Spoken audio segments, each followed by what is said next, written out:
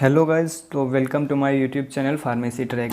आज हम डिस्कस करने जा रहे हैं जो बी फार्म सेकेंड सेम का प्रीवियस ईयर का क्वेश्चन पेपर है 2019-20 का। उसके जो लॉन्ग आंसर टाइप क्वेश्चन है section B and section C के, उनके बारे में आज हम डिटेल में डिस्कस करेंगे विद इजी एक्सप्लेनेशन। एंड इसकी जो पीडीएफ है आप लोगों को हमारे टेलीग्राम चैनल से मिल जाएगी, और टेलीग्राम चैनल की जो लिंक है वो डिस्क्रिप्शन में प्रोवाइड कर दी जाएगी। तो ये जो प्रीवियस ईयर्स के क्वेश्चन पेपर हैं ये बहुत हेल्प करते हैं सेमेस्टर एग्जामिनेशन में, तो इनको अच्छे से करके जाना है। और कई बार क्या होता है कि यही जो क्वेश्चन हैं ये रिपीट हो जाते हैं, बहुत ज़्यादा रिपीट होते हैं जो क्वेश्चन, वो वेरी इंपॉर्टेंट होते हैं। जैसे कि यहाँ पर हम डिस्कस करने जा रहे हैं write the pathway of glycolysis and it's energetics. ये क्वेश्चन पूछा गया है 2019-20 में, और यही सेम क्वेश्चन ये क्वेश्चन पेपर है 2017-18 का। यही सेम क्वेश्चन यहाँ पर सेक्शन बी में पूछा गया है, discuss the glycolysis pathway and it's energetics. And फिर भी ये क्वेश्चन एक बार और 2018-19 में भी पूछा गया है। ये सेक्शन सी में पूछा गया है, डिस्क्राइब एम्डेन मेयरहॉफ पाथवे।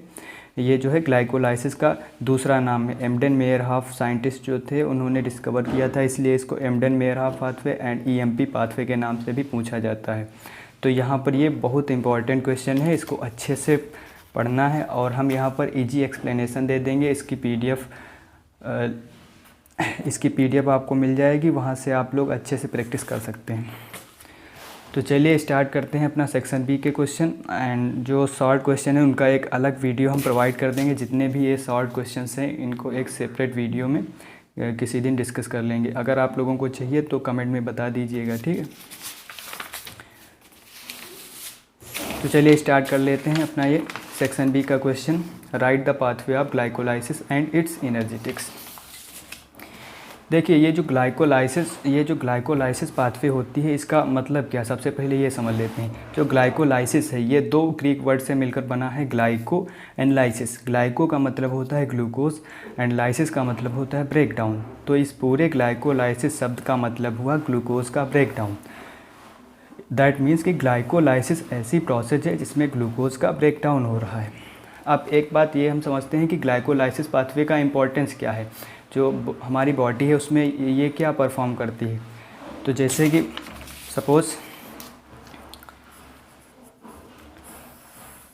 सपोज़ हमने फूड इंटेक किया,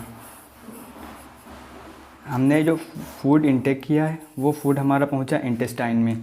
अब यहाँ इंटेस्टाइन से ये एब्जॉर्ब होकर, ये फूड जो है, फूड में जो ग्लूकोज था ये एब्जॉर्ब होकर पहुंचा ब्लड कैपिलरीज में, ब्लड वेसल्स में, ये जो फूड पहुंचा है।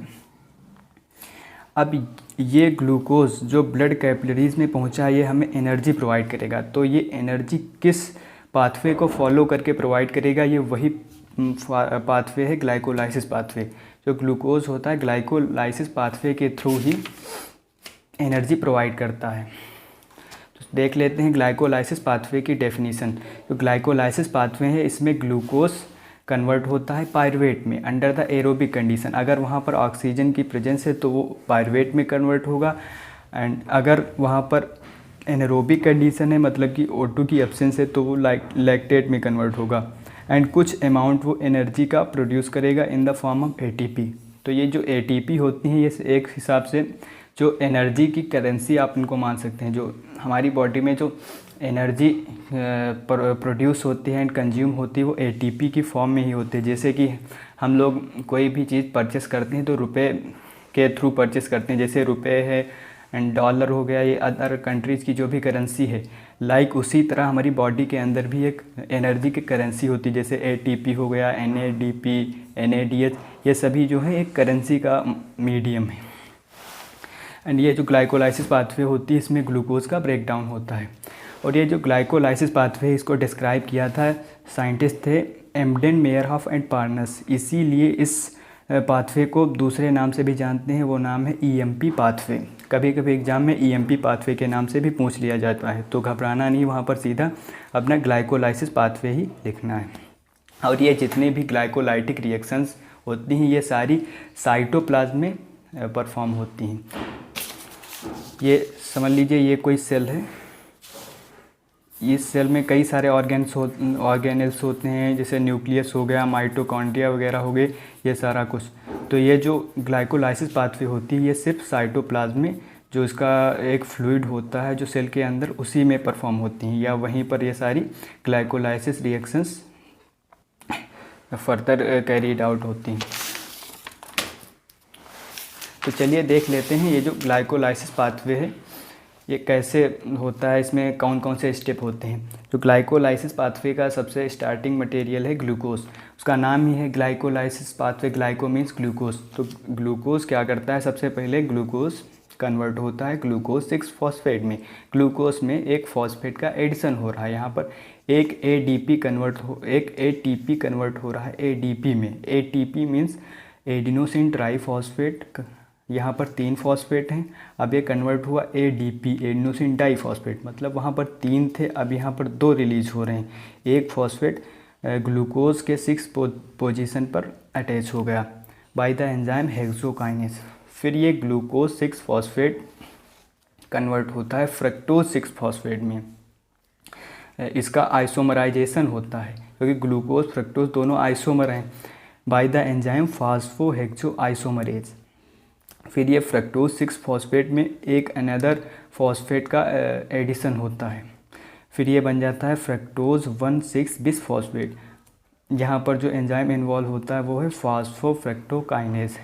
फिर नेक्स्ट स्टेप में जो फ्रक्टोज 1,6 बिस फॉस्फेट है ये 2 जगह ब्रेक डाउन होता है, एक तो glyceraldehyde 3 phosphate and dihydroxy acetone phosphate. And जो ग्लिसरल्डिहाइड 3 फॉस्फेट है ये कन्वर्ट होता है 1,3 बिस फॉस्फेट ग्लिसरेट में। एंड यहाँ पर जो एल्डोलेज कन्वर्ट हो रहा था डाईहाइड्रोक्सी एसीटोन में, ये भी आगे जा कर के ग्लिसरल्डिहाइड 3 फॉस्फेट में कन्वर्ट हो जा रहा है by the enzyme isomerase phosphate. अब यहाँ पर 2 रिएक्शन पैरेलल चल रही थी, एक तो एल्डोलेज से जो एल्डोलेज एंजाइम की प्रेजेंस में जो ग्लिसरल्डिहाइड 3 फॉस्फेट बन रहा था ये चल रही थी, और दूसरा जो डाईहाइड्रोक्सी एसीटोन फॉस्फेट था वो भी अब ग्लिसरल्डिहाइड 3 फॉस्फेट में कन्वर्ट हो रहा है। तो यहाँ पर सेम एक में ही दिखा दिया गया, बट यहाँ पर ये 2 पैरेलल रिएक्शन चल रही हैं यहाँ से। फिर ये जो है ग्लिसरल्डिहाइड 3 फॉस्फेट ये कन्वर्ट हो जा रहा है 1,3 बिस फॉस्फेट ग्लिसरेट में। यहाँ पर एक हाइड्रोजन का रिमूवल हो रहा है एंड एक इनऑर्गेनिक फॉस्फेट ऐड हो रही है। जहाँ पर भी डिहाइड्रोजनेज एंजाइम होगा उसका मतलब होगा यहाँ पर हाइड्रोजन का रिमूवल हो रहा है, और यहाँ पर NAD जो निकोटिनामाइड डाई न्यूक्लियोटाइड है वो कन्वर्ट हो रहा है nicotinamide di nucleotide hydrate form में। तो यहाँ पर हाइड्रोजन का रिमूवल हो रहा है, वो यही यहाँ पर ये शो कर रहे हैं। फिर ये 1,3 बिस फॉस्फेट ग्लिसरेट कन्वर्ट हो जा रहा है 3 फास्फोग्लिसरेट। यहाँ से एक ATP एक फॉस्फेट ग्रुप का रिलीज हो रहा है। देखिए ADP कन्वर्ट हो रहा है ATP में। ADP मतलब कि एडिनोसिन डाईफॉस्फेट कन्वर्ट हो रहा है एडिनोसिन ट्राईफॉस्फेट। वहाँ पर पहले थे 2 फॉस्फेट, अब हो गए 3, मतलब कि एक फॉस्फेट यहाँ से रिमूव हुआ bye the enzyme phosphoglycerate kinase.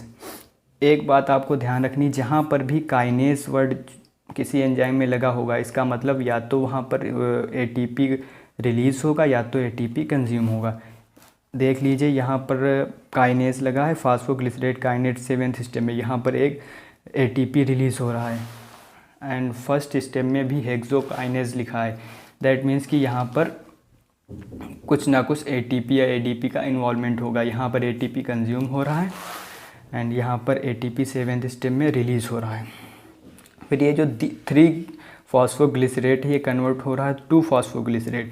अब जो 3rd पोजीशन पर फॉस्फेट ग्रुप था वो ट्रांसफ़र हुआ 2nd पोजीशन पर बाय द एंजाइम फास्फोग्लिसरेट म्यूटेज। यहाँ पर म्यूटेशन हुई। फिर ये जो 2 फॉस्फोग्लिसरेट है ये कन्वर्ट हो रहा है phosphoenol pyruvate by the enzyme enolase. जो इनोलेज एंजाइम है ये 2 फॉस्फोग्लाइसरेट को कन्वर्ट कर रहा है फास्फोइनोल पायरुवेट में। एंड ये phosphoenol pyruvate by the enzyme pyruvate kinase convert हो जा रहा है पायरुवेट में, और यहाँ पर एक ATP का मॉलिक्यूल रिलीज हो रहा है, ADP कन्वर्ट हो रहा है ATP में। तो यहाँ पर भी जो एनर्जी है ATP की फॉर्म में रिलीज हो रही है। ये जो पूरा पाथवे है, एक दो बार अगर आप लोग सिंपल सा अपनी कॉपी पर नोट डाउन करेंगे तो ईजिली से लर्न हो जाएगा। ज़्यादा कुछ इसमें रॉकेट साइंस नहीं लगानी, बस एक दो बार आपको सिंपल सा लिखना है। एंजाइम्स के नाम बहुत इंपॉर्टेंट हैं, अगर आप एंजाइम्स के नाम याद कर लेते हैं उससे आपको पाथवे अच्छी तरीके से याद हो जाएगा। फिर अब देख लेते हैं एनर्जेटिक्स ऑफ ग्लाइकोलाइसिस, मतलब ग्लाइकोलाइसिस में किस तरह से एनर्जी का प्रोडक्शन हो रहा है, वही कुछ इसमें देखना है। जो ग्लाइकोलाइसिस पाथवे होती है इसमें दो टाइप से एनर्जी रिलीज हो, या तो फिर एनारोबिक कंडीशन में या फिर एरोबिक। एनारोबिक मीन्स की O2 की एब्सेंस, एरोबिक मीन्स की O2 की प्रेजेंस। तो अंडर द एनारोबिक कंडीशन कैसे यहाँ पर एनर्जी प्रोड्यूस हो रही है। जो स्टेप फर्स्ट है, स्टेप फर्स्ट में एक ATP के मॉलिक्यूल लॉस हो रहा है। यहाँ पर देखिए जो फर्स्ट स्टेप है, ये जो फर्स्ट स्टेप है यहाँ पर देखिए एक ATP का मॉलिक्यूल कंज्यूम हो रहा है, इसीलिए यहाँ पर -1 लिखा गया है। एंड थर्ड स्टेप जो है यहाँ पर देख लीजिए, ये जो थर्ड स्टेप है यहाँ पर भी एक ATP कंज्यूम हो रहा है, इसीलिए यहाँ पर -1 लिखा गया है। एंड सेवेंथ स्टेप में एक ATP रिलीज़ हो रहा है। ये देख लीजिए जो सेवेंथ स्टेप है यहाँ पर एक ATP रिलीज हो रहा है। अब यहाँ पर 2 क्यों लिखा गया है, क्योंकि अभी आपको बताया था ना डाईहाइड्रोक्सी एसीटोन भी ग्लिसरैल्डिहाइड ट्रिफॉस्फेट में कन्वर्ट हो रहा है, तो यहाँ पर 2 रिएक्शन पैरेलल चल रही है, एक ATP इधर रिलीज होगा, एक ATP इधर रिलीज होगा, इसीलिए यहाँ पर ये 2 ATP लिखे गए। फर्दर इसी टाइप से पायरुवेट काइनेज एंजाइम के द्वारा भी जो 10th स्टेप है इसमें भी 2 ATP का रिलीज़ होगा। यहाँ पर एक ATP इससे होगा एंड एक ATP हमारा जो डाईहाइड्रोक्सी एसीटोन फॉस्फेट था उस वाली रिएक्शन से यहाँ पर होगा। तो टोटल यहाँ पर 2 ATP जनरेट हुए। कभी कभी जीपैट में भी क्वेश्चन पूछ लिया जाता है कि how many numbers of ATP produced by anaerobic glycolysis, तो वहाँ पर सिंपल सा 2 ATP वाला ऑप्शन सिलेक्ट करना है। एंड जो एनर्जी यील्ड होती है अंदर एरोबिक कंडीशन, मतलब ऑक्सीजन की प्रेजेंस में, तो यहाँ पर देख लेते हैं जो स्टेप फर्स्ट है एंड थर्ड वो तो सेम ही रहेंगे, दोनों में ATP कंज्यूम हो रहा है, मतलब ATP का लॉस हो रहा है। एंड जो 6th स्टेप है ये यहाँ पर NADH का रिलीज हो रहा है। एंड जो NADH होता है, एक NADH = 3 ATP के बराबर होता है। एंड जो ये 2 स्टेप हो रहे हैं इसीलिए इसको 2 से डिवाइड कर दिया गया है, मतलब कि यहाँ पर 6 ATP के मॉलिक्यूल जनरेट होंगे। एंड 7th 10th स्टेप में सेम ही 2 ATP के मॉलिक्यूल रिलीज होंगे। यहाँ पर total number of ATP 8 produce होंगे।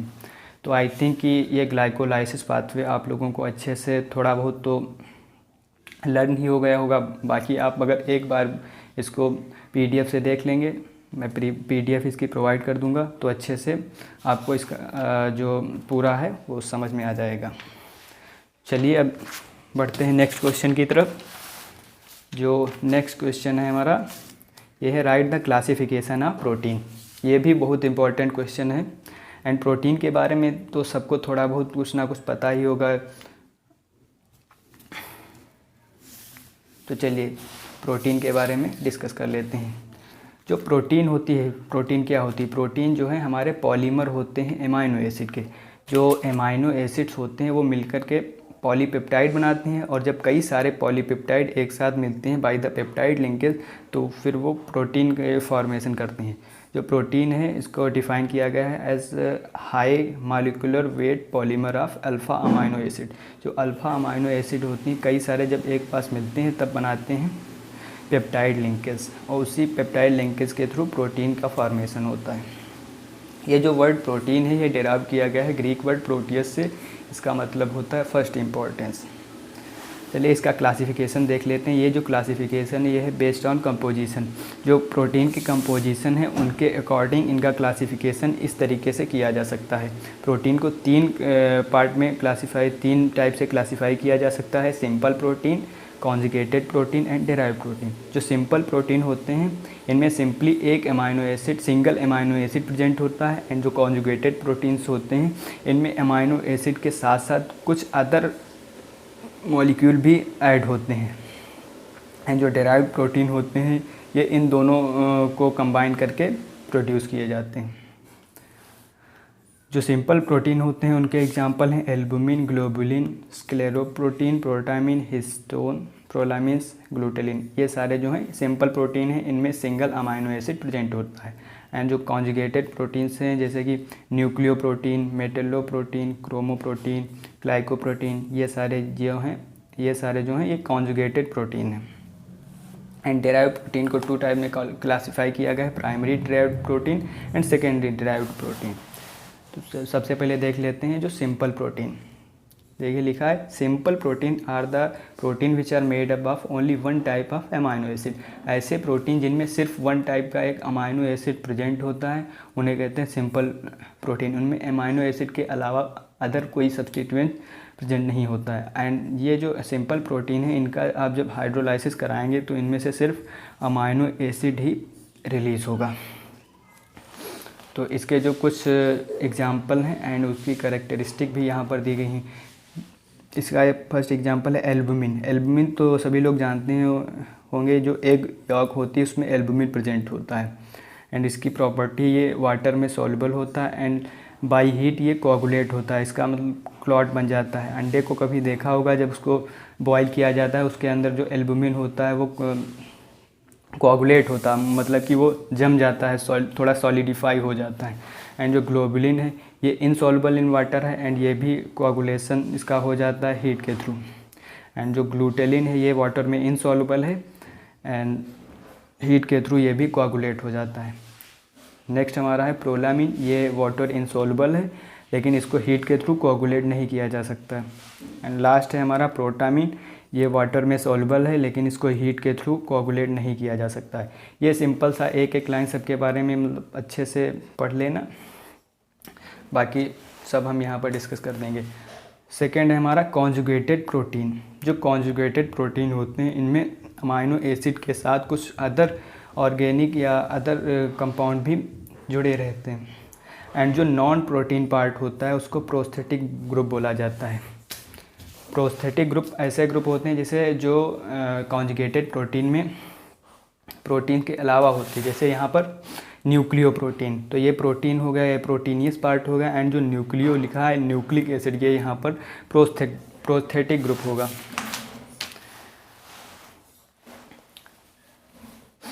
जो कॉन्जुगेटेड प्रोटीन है इनको प्रोस्थेटिक ग्रुप के हिसाब से क्लासिफाई किया गया है। तो मेटलो प्रोटीन, यहाँ पर नाम से इंडिकेट हो रहा है मेटल, मतलब कि यहाँ पर जो अदर सब्स्टिट्यूएंट प्रोस्थेटिक ग्रुप होगा वो होगा मेटल, ये यहाँ पर मेटल है। एंड नेक्स्ट हमारा है क्रोमोप्रोटीन। क्रोमो वर्ड यहाँ पर डिनोट कर रहा है किसी कलर्ड पिगमेंट को। क्रोमो मीन्स होता है कलर, तो इसका प्रोस्थेटिक ग्रुप है कलर्ड पिगमेंट। इसको आप हेडिंग डाल के भी लिख सकते हैं कि chromoproteins are the proteins which contain coloured pigment as a prosthetic group. And जो ग्लाइकोप्रोटीन है इसमें ग्लाइको वर्ड प्रेजेंट है। ग्लाइको मीन्स कि इसमें ग्लूकोज अटैच होगा प्रोटीन से, जैसे कि कार्बोहाइड्रेट वगैरह, ये सारे ग्लूकोज, ये सारे जो शुगर मॉलिक्यूल हैं। एंड जो नेक्स्ट हमारा है फॉस्फोप्रोटीन। फॉस्फो का मतलब यहाँ पर कोई फॉस्फेट या फॉस्फोरिक ग्रुप यहाँ पर प्रोस्थेटिक ग्रुप की तरह अटैच होगा। एंड लाइपोप्रोटीन, लाइपो मीन्स की लिपिड, यहाँ पर प्रोटीन से लिपिड कॉन्स्टिट्यूएंट हमारा अटैच रहेगा। एंड न्यूक्लियोप्रोटीन, इसमें न्यूक्लिक एसिड हमारा अटैच रहेगा। फिर लास्ट वन हमारा है डेराइव्ड प्रोटीन। ये जो डेराइव्ड प्रोटीन है ये डेरिवेटिव होते हैं प्रोटीन बाय द ये प्रोड्यूस होते हैं due to action of heat, chemical या फिर किसी एंजाइम के थ्रू। ये जो प्रोटीन होते हैं ये किसी एंजाइम, हीट या केमिकल रिएक्शन के थ्रू दूसरे मॉलिक्यूल में कन्वर्ट हो डिराइव्ड हो जाते हैं, इसीलिए इनको बोला गया है डिराइव्ड प्रोटीन। इनको फर्दर क्लासिफाई किया गया है primary derived protein and secondary derived protein. अब यहाँ पर सेकेंड जो क्लासिफिकेशन है प्रोटीन का वो है on the basis of structure and solubility.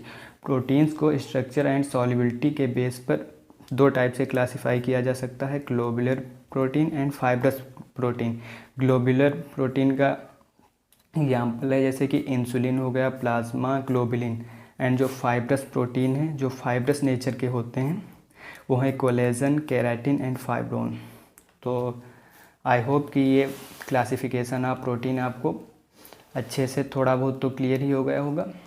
And एक बार आप जब इसको देखेंगे तब और अच्छे से क्लियर हो जाएगा। चलिए अब देख लेते हैं अपना सेक्शन सी। ये जो सेक्शन सी है ये बहुत इम्पॉर्टेंट है एग्ज़ाम पॉइंट ऑफ व्यू से, बिकॉज अगर सेक्शन सी आप अच्छे से कर लेते हो तो आपकी बैक तो नहीं लगेगी, क्योंकि ये 35 मार्क्स का होता है। अगर इसमें आप 20 to 25 मार्क्स भी ले आते हो तो आपकी बैक तो नहीं लगेगी, क्योंकि सेक्शन ए सेक्शन बी में कुछ ना कुछ तो ज़रूर करोगे ही। तो ये सेक्शन बहुत अच्छे से करना है। इसका हमारा फर्स्ट क्वेश्चन है, define enzyme kinetics and write down the properties of enzyme. इसमें एंजाइम की प्रॉपर्टीज़ पूछी गई हैं and enzyme kinetics. Enzyme kinetics को कई बार माइकलिस मेंटन इक्वेशन या फिर माइकलिस मेंटन प्लॉट के नाम से भी पूछ लिया जाता है। यही सेम क्वेश्चन 2017-18 के क्वेश्चन पेपर में भी रिपीट हुआ है। यहाँ पर सेक्शन बी में बी क्वेश्चन है, explain Michaelis Menten plot of enzyme. तो यही सेम है, जो एंजाइम काइनेटिक्स है उसी को माइकलिस मेंटन प्लॉट के नाम से भी पूछा जाता है। एंड यही सेम क्वेश्चन 2018-19 के क्वेश्चन पेपर में भी पूछा गया है। यहाँ पर सेक्शन बी में give the derivation of Michaelis Menten equation. इसमें पूरा माइकलिस मेंटन इक्वेशन का डेरिवेशन कैसे वो डेराइव हुई है वो पूरा इसमें एक्सप्लेन करना है। तो चलिए देख लेते हैं सबसे पहले एंजाइम के बारे में। एंजाइम्स ऐसे सब्सटेंस होते हैं जो बायोकेमिकल रिएक्शंस को कैटलाइज करते हैं। जैसे आपने केमिस्ट्री में पढ़ा होगा कैटलिस्ट ऐसे सब्सटेंस होते हैं जो किसी भी केमिकल रिएक्शन को या तो स्पीड अप कर देंगे या तो उसकी रेट को डिक्रीज़ करेंगे, या तो उसकी स्पीड को इन्हेंस करेंगे या तो डिक्रीज़ करेंगे।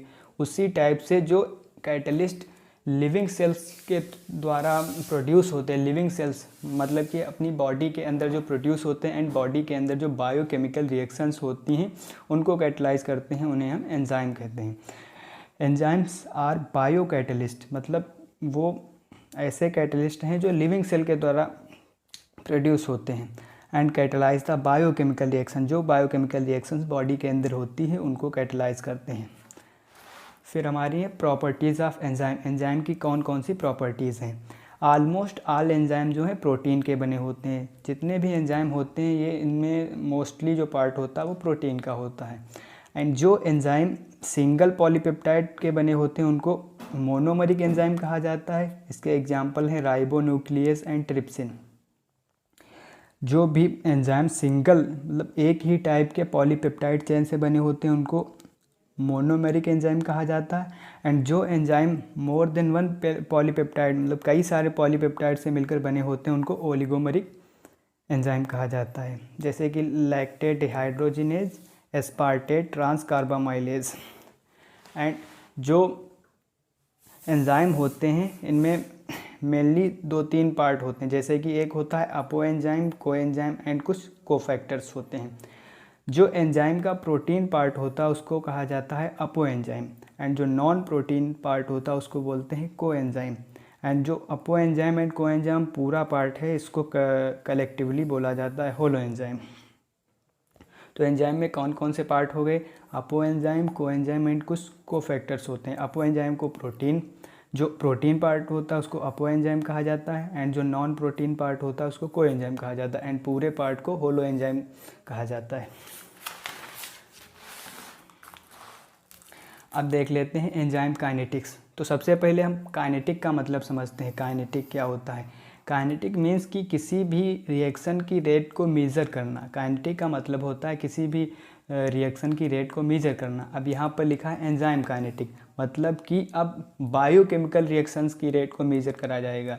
अगर यहाँ पर लिखा होता सिर्फ काइनेटिक्स तो इसका मतलब होता है किसी भी केमिकल रिएक्शन की रेट को मेज़र करना, बट यहाँ पर लिखा है एंजाइम काइनेटिक्स, दैट मीन्स कि यहाँ पर एंजाइमेटिक रिएक्शंस की रेट का मेजरमेंट होगा। वही यहाँ पर लिखा है enzyme kinetics is the quantitative measurement of the rate of biochemical reaction, मतलब कि एंजाइम कैटलाइज्ड रिएक्शन। जो एंजाइम कैटलाइज्ड रिएक्शन है उनमें रेट ऑफ रिएक्शन वेरी करती है विद द सबस्ट्रेट कंसंट्रेशन। जब सबस्ट्रेट की कंसंट्रेशन में कोई वेरिएशन आता है उससे रेट ऑफ रिएक्शन चेंज होती है। अब ये जो एंजाइम काइनेटिक्स है ये एक्सप्लेन किया गया है माइकलिस मेंटन इक्वेशन के थ्रू। एक साइंटिस्ट थे माइकलिस एंड मेंटन, उन्होंने अपनी इक्वेशन दी जिसके थ्रू एंजाइम काइनेटिक्स को डिस्क्राइब किया जाता है। तो उन्होंने क्या बताया, जो माइकलिस मेंटन साइंटिस्ट थे उन्होंने बताया कि जो एंजाइमेटिक रिएक्शन होती हैं वो दो एलिमेंट्री रिएक्शन से मिलकर बनी होती हैं, उनमें दो रिएक्शन होती हैं।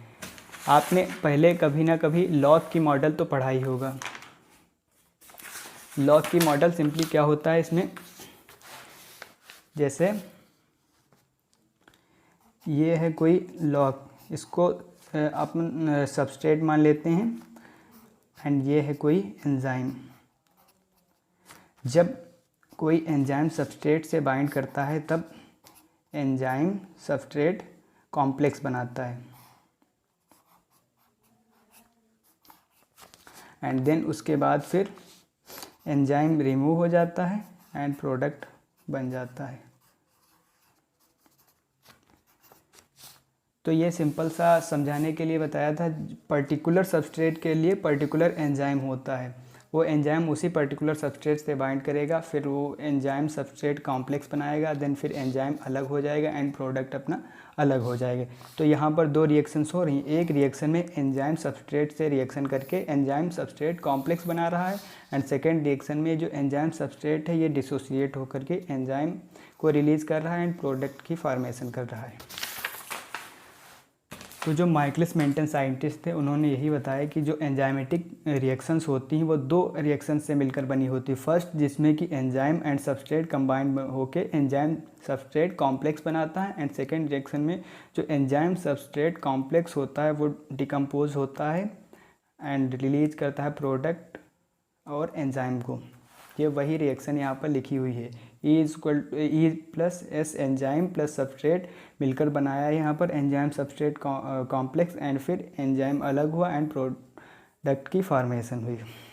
K1 यहाँ पर जो है ये K1 है rate constant for formation of enzyme complex substrate and K2 है dissociation constant for enzyme substrate complex and जो ये हमारा K3 है ये है rate constant for release of product. तो इस पूरे K1, K2 एंड K3 को कंबाइंड रूप से लिख सकते हैं Km is equal to K2 plus K3 upon K1। ये इक्वेशन है, इसका आगे बहुत ज़्यादा ही यूज़ होगा।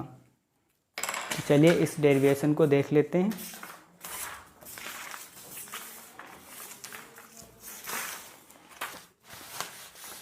हमारी रिएक्शन क्या लिखी गई थी,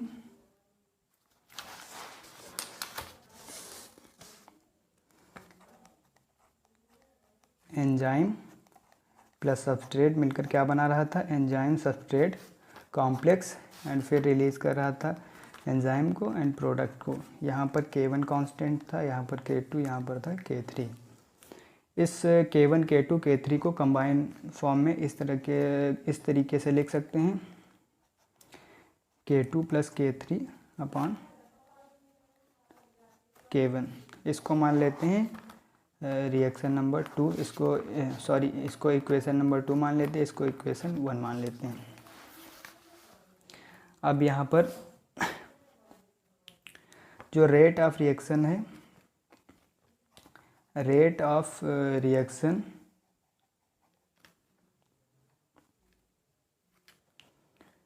इसको K3ES बोलते हैं, rate of reaction for formation of product.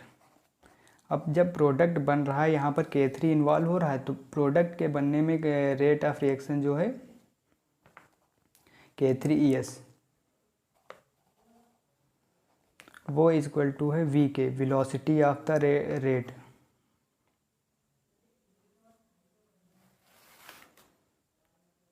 इसको लिख सकते हैं dP upon dt is equal to K3ES और ये है वेलोसिटी के बराबर। वेलोसिटी मतलब रेट।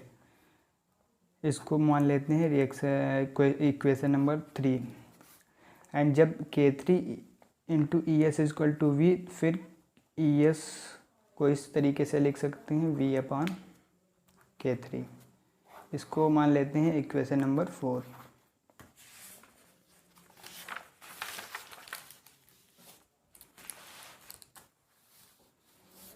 अब सेम इसी तरीके से rate of reaction for formation of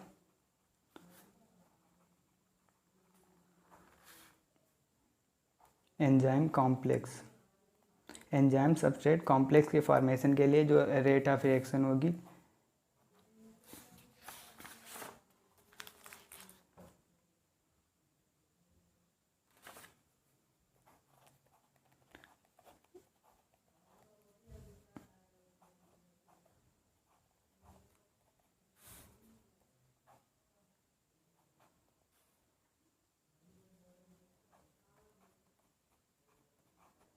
ये होगी K1ES।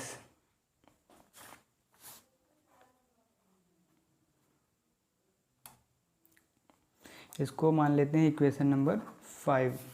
एंड इसी प्रकार से rate of reaction for dissociation of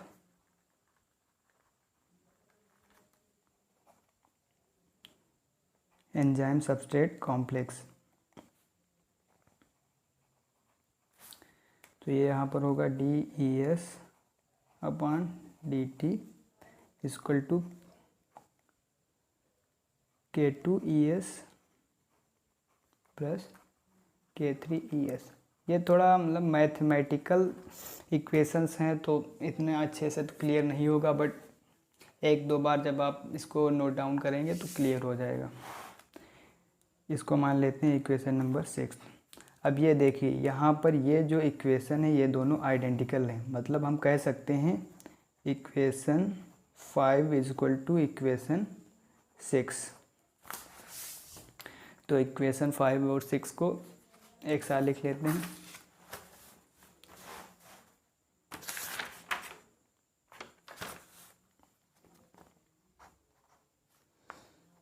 K1ES equal to K2ES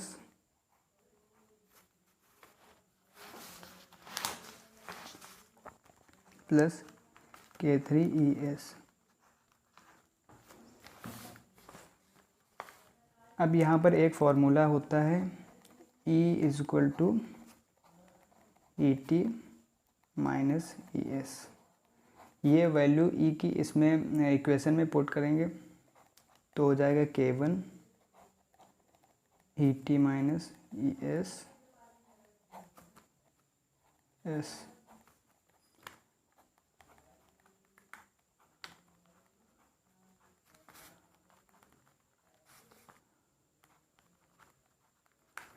इस K1 से इसको अंदर मल्टीप्लाई करेंगे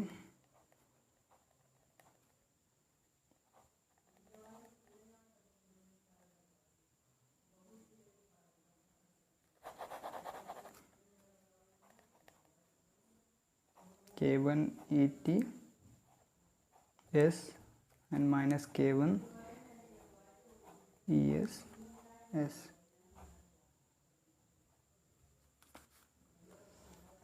बाकी उधर तो सब सेम ही रहेगा।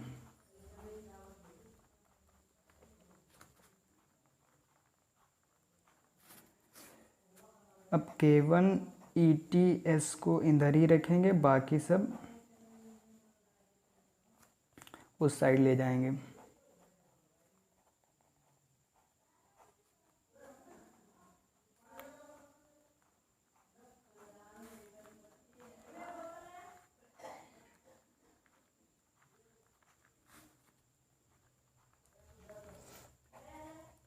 K1 ETS इक्वल टू, अब इसमें देखिए ES सब में कॉमन है तो ES को यहाँ पर कॉमन ले लेंगे।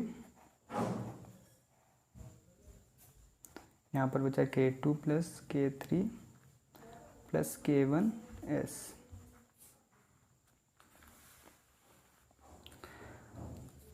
अब ETS को इधर रखेंगे, बाकी K1 को इस तरफ लाएंगे तो ये फिर अपॉन में आ जाएगा। इसको इस तरीके से लिख सकते हैं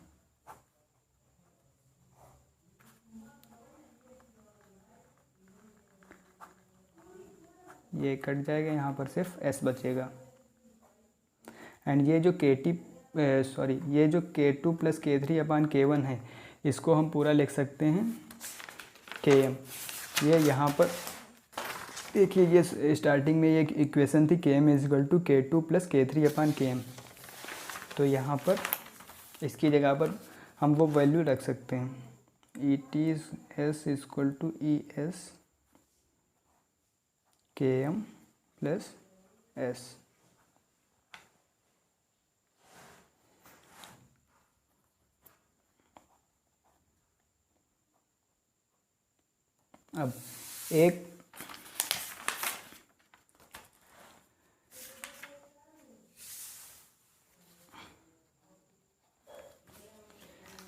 अब इसको लिख सकते हैं ES = ETS/Km + S। एंड जो ET होता है, एक ये फार्मूला ET को एक फार्मूले से पुट करेंगे।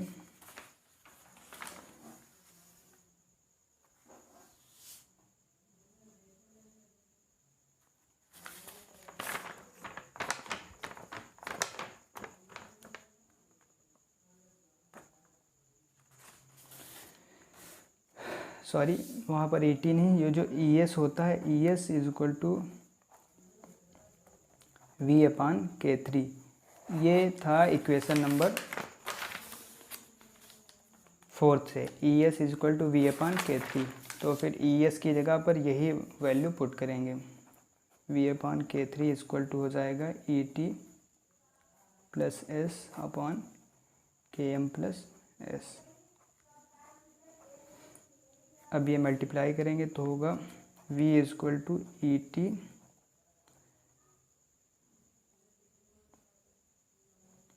S K3। और इसको इस तरीके से लिखें, ET K3 S/Km + S।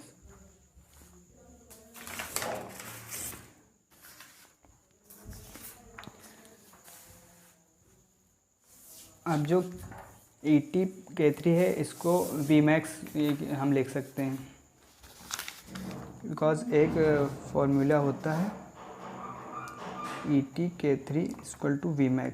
ये वैल्यू पुट करेंगे अबव इक्वेशन में, और अबव इक्वेशन हमारी क्या थी, ये यहाँ पर Vmax पुट करेंगे, तब हमारी इक्वेशन होगी V = Vmax S/Km + X।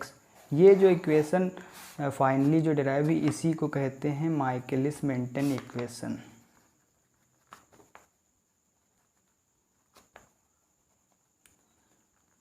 And इसमें ये जो V है वेलोसिटी, ये हमारी V है मेजर ऑफ वेलोसिटी, Vmax है मैक्सिमम वेलोसिटी, S हमारा है concentration of substrate, and Km हमारा है माइकलिस मेंटन कांस्टेंट।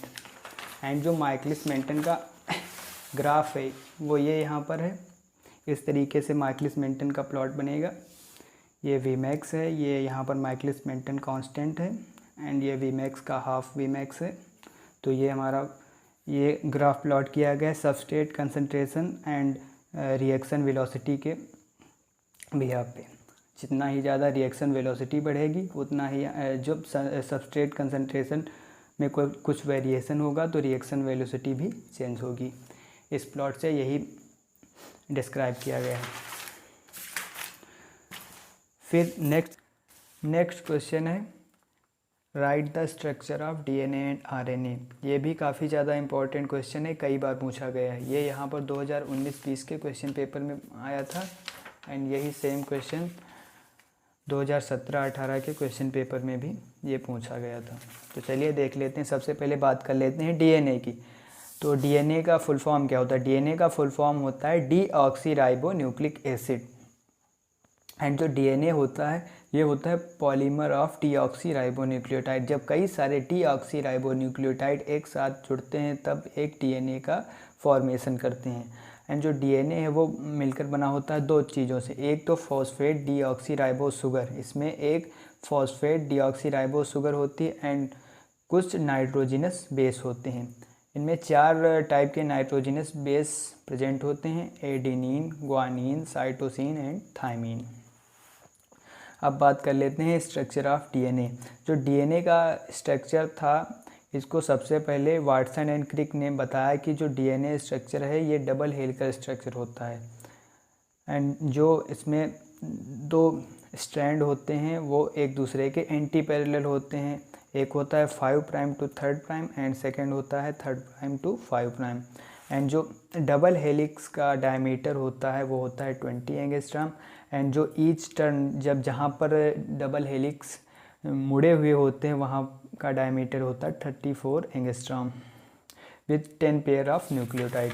ये यहाँ पर ये मुड़ा हुआ है, इतने का डायमीटर है 34 एंगस्ट्रॉम।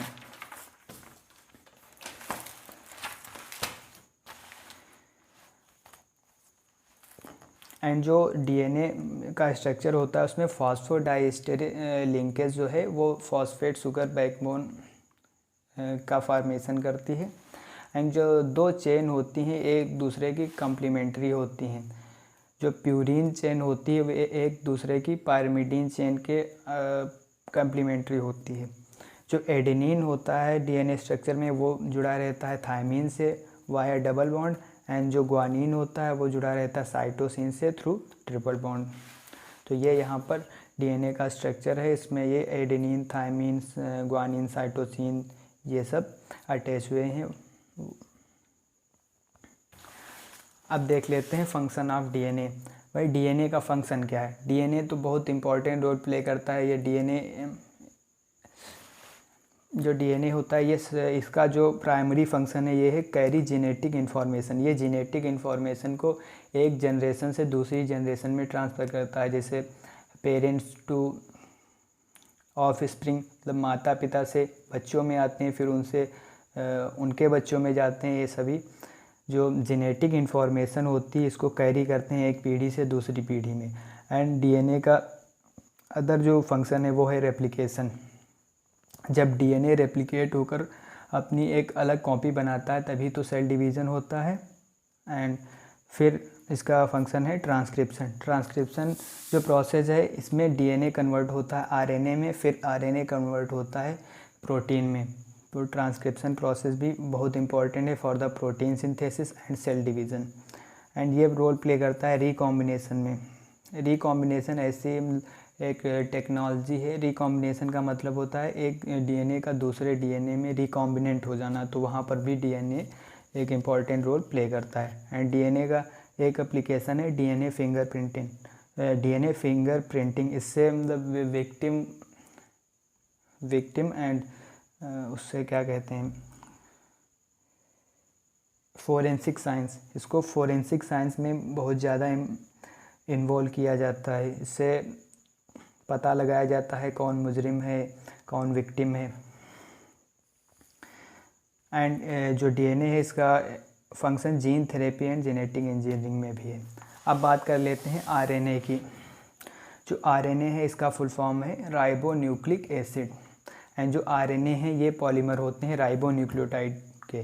वहाँ पर जो डीएनए थे वो डीएनए पॉलीमर थे डीऑक्सी राइबो न्यूक्लियोटाइड के, बट आरएनए पॉलीमर हैं राइबो न्यूक्लियोटाइड्स के। एंड राइबो न्यूक्लियोटाइड जो हैं वो जुड़े होते हैं 3 prime and 5 prime and via phosphodiester bond. जो 3 प्राइम एंड 5 प्राइम होता है इनके बीच में फॉस्फोडाइएस्टर बॉन्ड होता है। एंड आरएनए में भी फॉस्फेट राइबोस शुगर होती है, वहाँ पर डीऑक्सी राइबोस शुगर थी, यहाँ पर केवल राइबोस शुगर है। एंड कुछ नाइट्रोजनस बेस हैं, इनमें नाइट्रोजनस बेस होते हैं adenosine, guanine, cytosine and uracil. यहाँ पर थायमीन नहीं होता है, थायमीन की जगह पर यूरेसिल होता है, जबकि डीएनए में थायमीन होता है, वहाँ पर यूरेसिल नहीं होता है।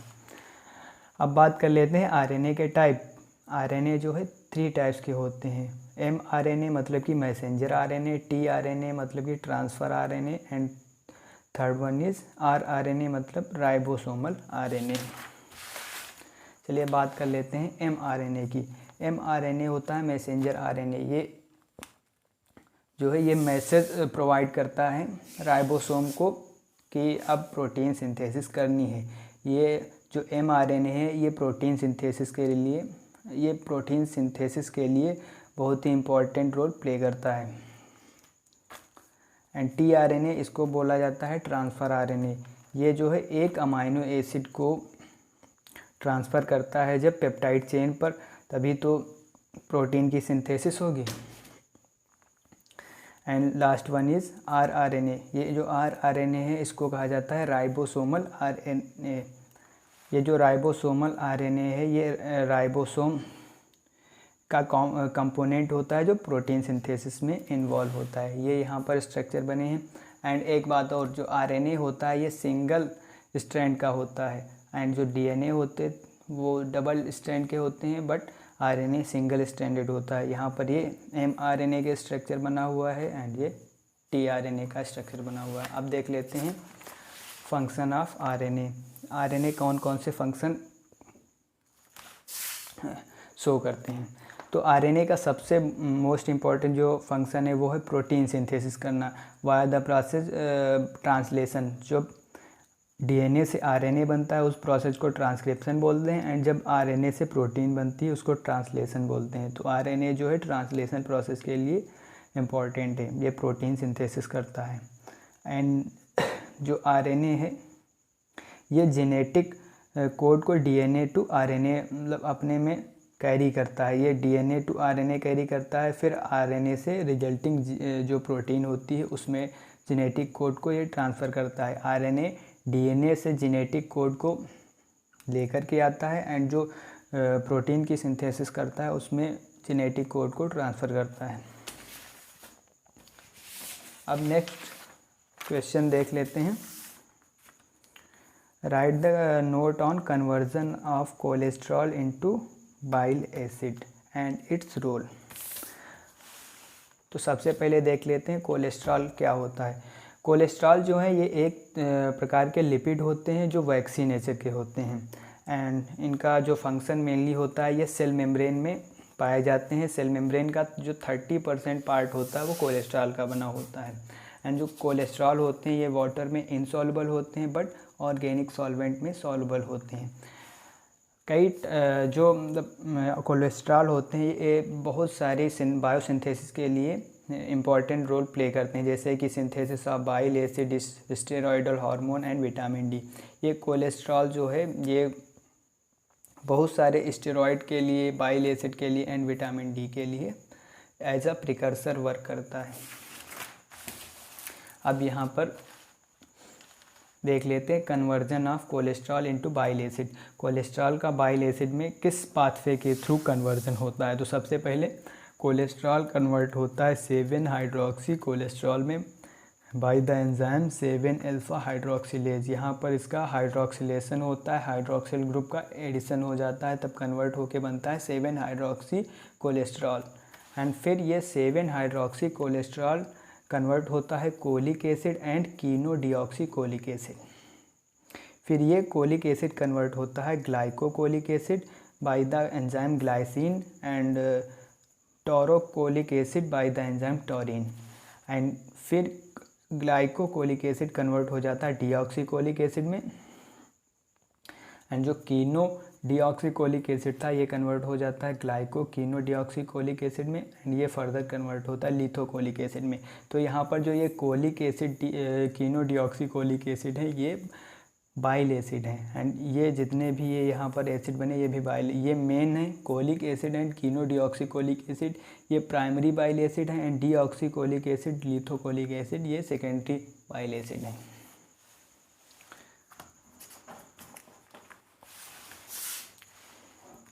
वही यहाँ पर लिखा है जो मोस्ट इम्पॉर्टेंट बाइल एसिड हैं, जो मोस्ट अबंडेंट बाइल एसिड हैं ह्यूमन में वो है cholic acid and Keanu deoxycholic acid. इनको प्राइमरी बाइल एसिड भी कहा जाता है एंड जो deoxycholic acid and lithocholic acid है ये सेकेंडरी बाइल एसिड है। अब देख लेते हैं बाइल एसिड का रोल। बाइल एसिड जो है ये बॉडी में इंटेस्टाइन में बहुत इंपॉर्टेंट रोल प्ले करता है। जब इंटेस्टाइन में vitamin and other fat soluble component का एब्जॉर्प्शन होता है वहाँ पर bile acid important role play करता है एंड जो फूड से जो विटामिन वगैरह या फूड से अदर जो कंपोनेंट होते हैं जो बाइल एसिड के साथ कंबाइन होकर के एब्जॉर्ब हो जाते हैं। And bile acid also serve an excretory medium. Bile acid जो है एक एक्सक्रीशन भी प्रोवाइड करवाता है। बहुत सारे ड्रग्स हैं जो बाइल के साथ कंबाइन होकर के via biliary route excrete out होते हैं। एंड जो बाइल एसिड है फैटी एसिड के ब्रेकडाउन में भी रोल प्ले करता है।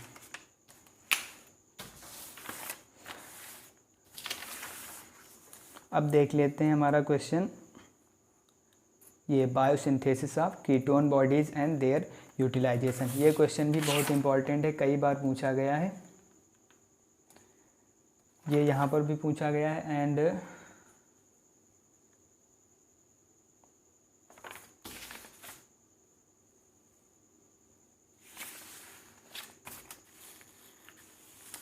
ये यहाँ पर भी पूछा गया है, what are ketone bodies give the reaction of formation of ketone bodies. ये 2017-18 में भी पूछा गया है एंड 19-20 में भी पूछा गया है। तो ये काफ़ी इम्पोर्टेंट क्वेश्चन होते हैं जो एक से ज़्यादा बार पूछे जाते हैं। अब देख लेते हैं कीटोन बॉडीज़। जो कीटोन बॉडीज़ होती हैं ये एक्चुअली होती क्या हैं। कीटोन बॉडीज़ ऐसे सब्सटेंस होते हैं जिनमें कीटोन ग्रुप प्रेजेंट होता है। कीटोन ग्रुप बोले तो ये जो है ग्रुप, ये जो ग्रुप होता है इसको बोलते हैं कीटोन ग्रुप। एंड जो प्रोसेस होती है कीटोन बॉडीज़ के सिंथेसिस को, उस प्रोसेस को कहा जाता है कीटोजेनेसिस। एंड जो कीटोन बॉडीज़ की सिंथेसिस होती है ये मेनली होती है माइटोकॉन्ड्रिया में, जो लीवर सेल की माइटोकॉन्ड्रिया होती है वहाँ पर होती है। एंड जो कीटोन बॉडीज़ हैं इनके लिए प्रिकर्सर होता है एसिटाइल कोए। एसिटाइल कोए के थ्रू ही कीटोन बॉडीज़ की फॉर्मेशन होती है।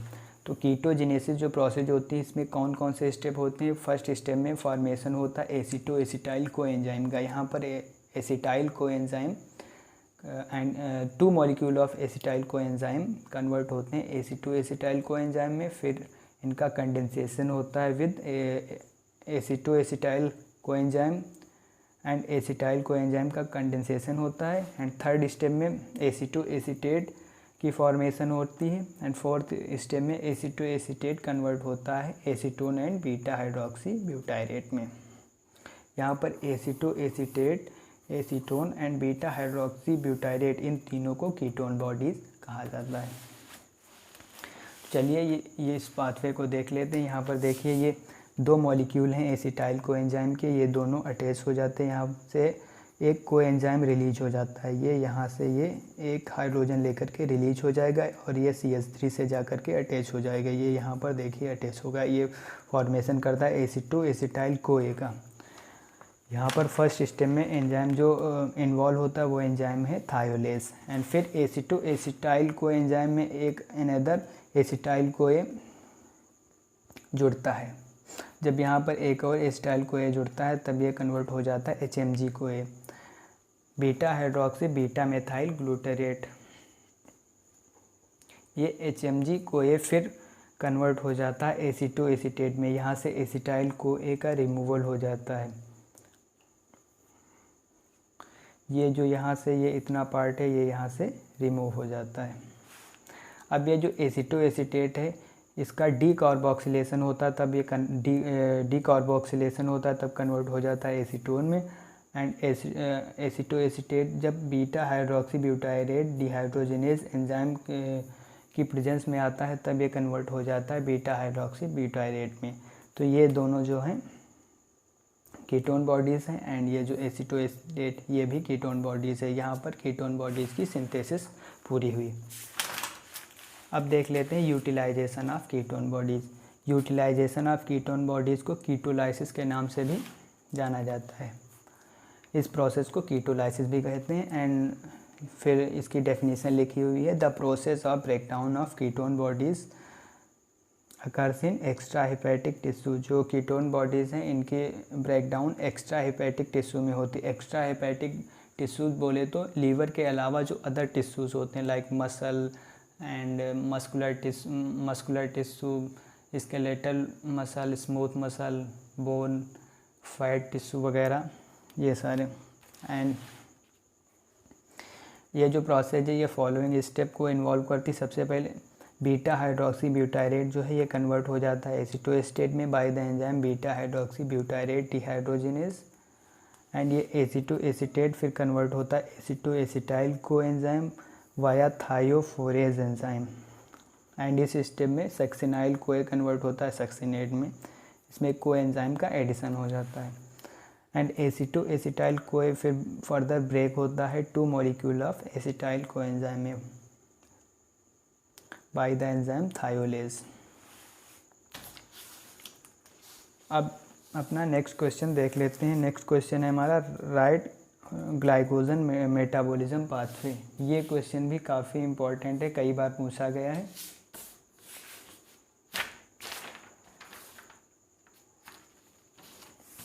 तो चलिए देख लेते हैं ग्लाइकोजन मेटाबॉलिज्म।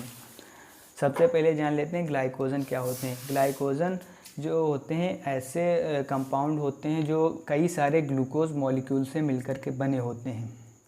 जैसे कि प्रोटीन कई सारे अमाइनो एसिड से मिलकर बनी होती है, उसी टाइप से जो ग्लूकोज मॉलिक्यूल है वो कई सारे जो ग्लाइकोजन मॉलिक्यूल है वो कई सारे ग्लूकोज मॉलिक्यूल से मिलकर के बना हुआ होता है।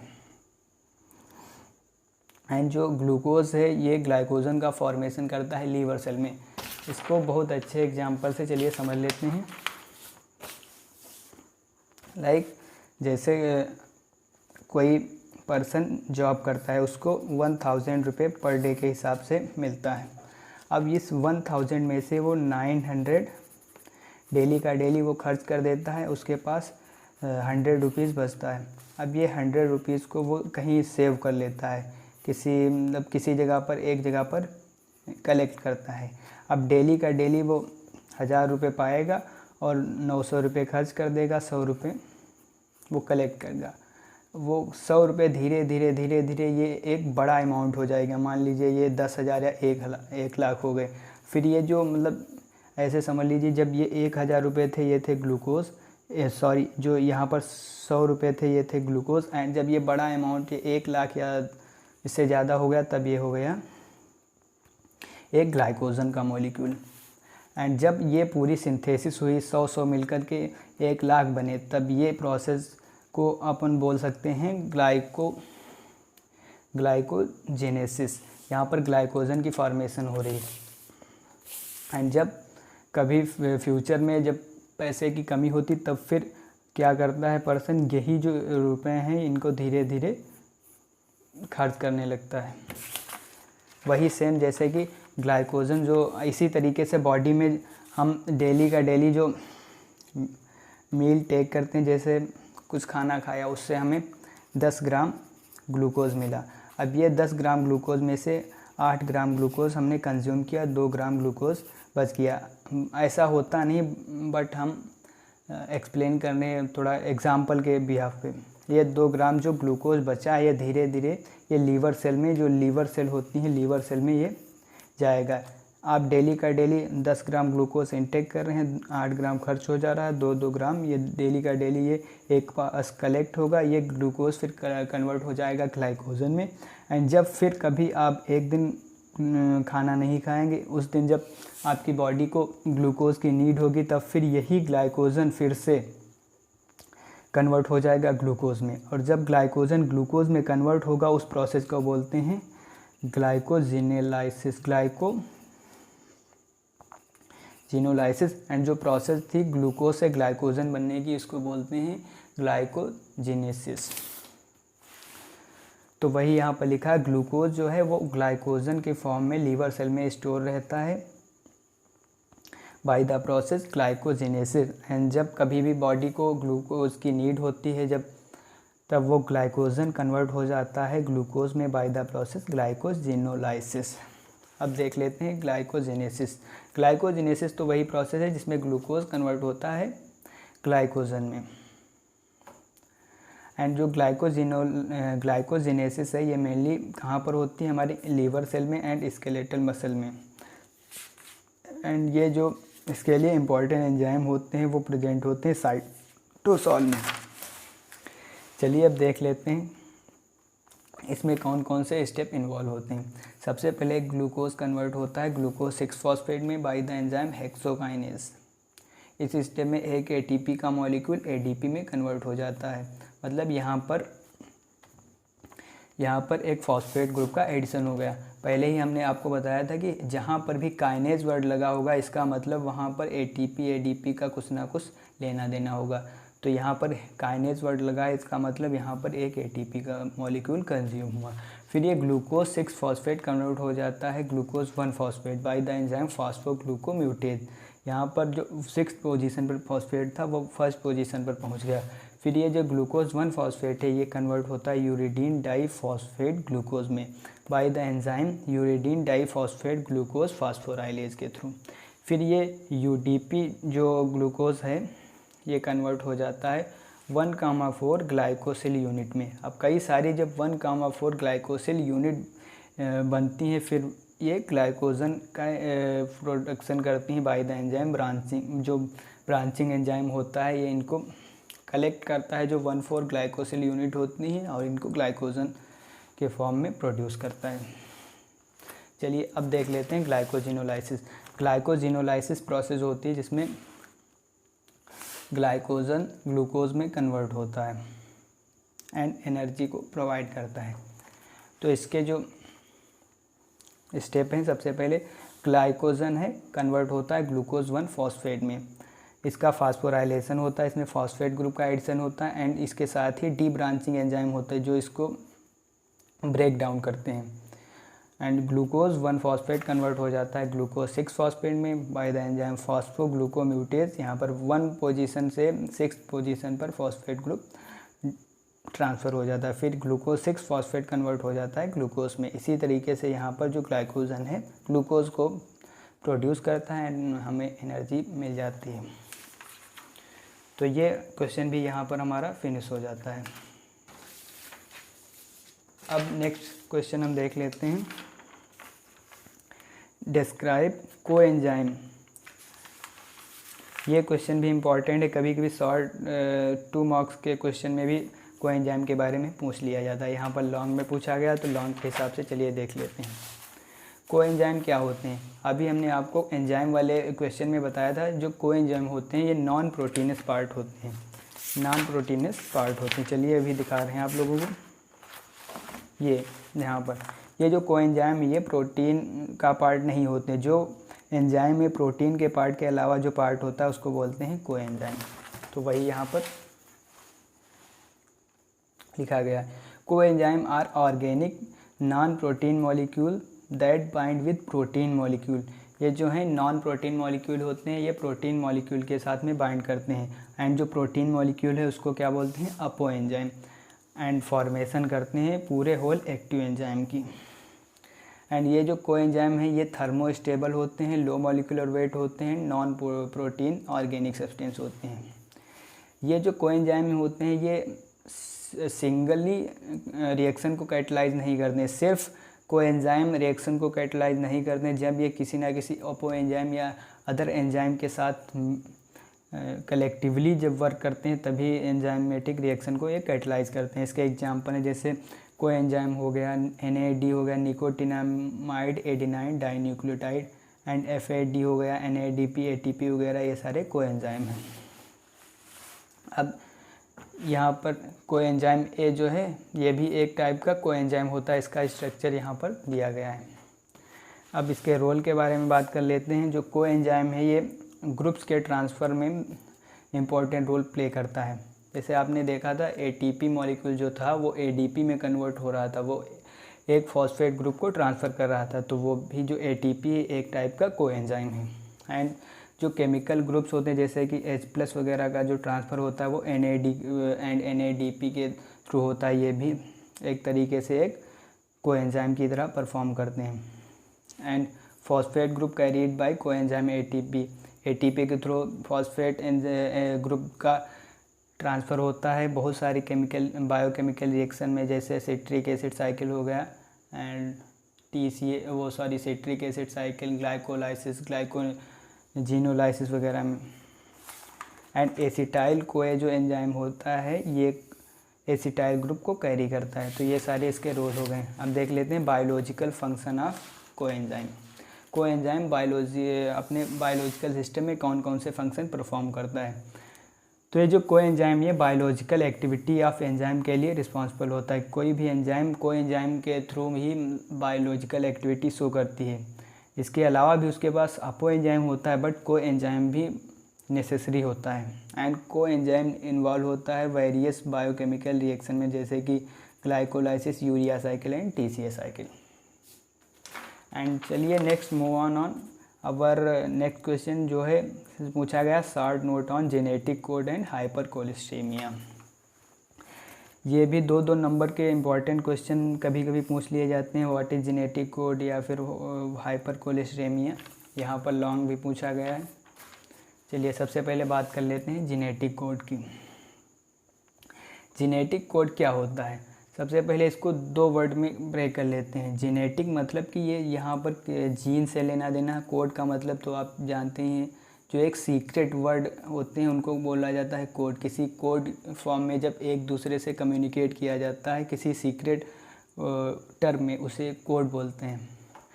तो जेनेटिक कोड क्या होता है, जब 3 न्यूक्लियोटाइड बेस सीक्वेंस mRNA में एक कोड वर्ड की तरह एक्ट करते हैं। जैसे ये जो बेस होते हैं एडेनिन थाइमिन, जैसे ये हो गया UGC, ये वगैरह, ये सारे कोड वर्ड होते हैं जो प्रोटीन सिंथेसिस को कोड करने के लिए mRNA के थ्रू ट्रांसफ़र किए जाते हैं। जब 3 न्यूक्लियोटाइड बेस सीक्वेंस mRNA के कोड की तरह एक्ट करते हैं for the synthesis of protein, तब इन्हें जेनेटिक कोड कहा जाता है। जो जेनेटिक वर्ड्स होते हैं इनको कोडॉन कहा जाता है एंड कलेक्टिवली इन कोडॉन्स को जेनेटिक कोड कहा जाता है। जैसे इसके एग्जांपल हैं AUG, ACG एंड UCG, ये कुछ एग्जांपल दिए गए हैं जेनेटिक कोड के। अब देख लेते हैं फीचर्स ऑफ जेनेटिक कोड। जो जेनेटिक कोड है ये mRNA में प्रेजेंट होते हैं and 4 nucleotide base pair genetic code के लिए इन्वॉल्व होते हैं। कौन कौन से, adenosine, guanine, cytosine and uracil. जितने भी नाइट्रोजनस बेस पेयर mRNA में प्रेजेंट होते हैं वो सारे इन्वॉल्व होते हैं जेनेटिक कोड में। एक ह्यूमन बॉडी में लगभग 64 जेनेटिक कोड, लगभग 64 कोडॉन प्रेजेंट होते हैं। उनमें से जो 61 कोडॉन्स होते हैं वो अमाइनो एसिड की सिंथेसिस के लिए इम्पॉर्टेंट होते हैं एंड 3 जो होते हैं वो इस सिंथेसिस को स्टॉप करने के लिए रिस्पॉन्सिबल होते हैं, टर्मिनेशन ऑफ कोडॉन के लिए रिस्पॉन्सिबल होते हैं। ये जो कोडॉन होते हैं ये बने होते हैं 3 बेसिस से, जैसे यहाँ पर दिखाया आपको AUG हो गया adenosine uracil guanine, adenosine cytosine guanine, uracil cytosine guanine, ये सारे 3 बेस पेयर से मिलकर बने होते हैं।